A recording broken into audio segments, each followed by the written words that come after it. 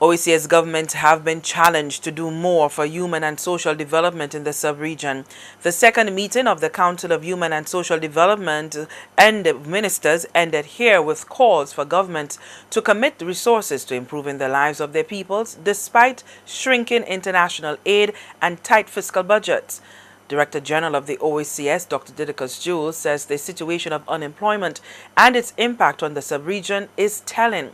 Dr. Jules cited a recent study published by the World Bank done by St. Lucia's Director of Statistics, Edwin St. Catherine.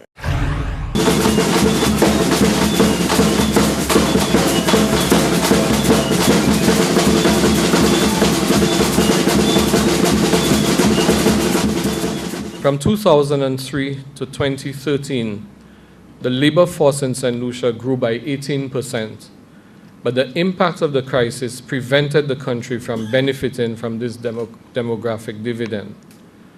Unemployment and underemployment increased, with nearly half of the 15 to 24-year cohort remaining unemployed.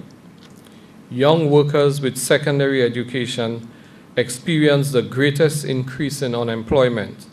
Those with primary education remained employed but received lower wages.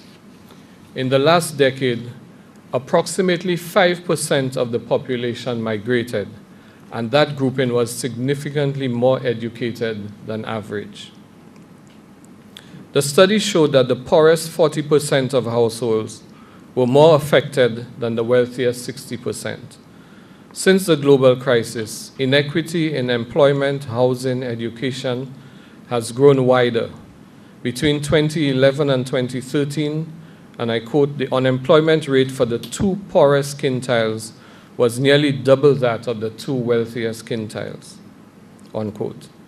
The emergent profile of who was hurting from the crisis, who was most hurting from the crisis, was the unemployed, the undereducated, single-parent female residing in an urban area. The creation of short-term employment programs, he noted, is often criticized on the political front. However, such programs serve as alleviation for those who are on the breadline. Our challenge in the OECS, however, is to move from protective measures to the proactive strategic actions.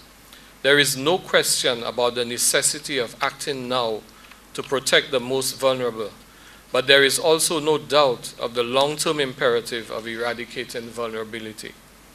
If economic growth and prosperity matter, they must mean something for the poorest. The OECS Commission has been leading the charge in the shaping of a growth and a development agenda for the sub-region.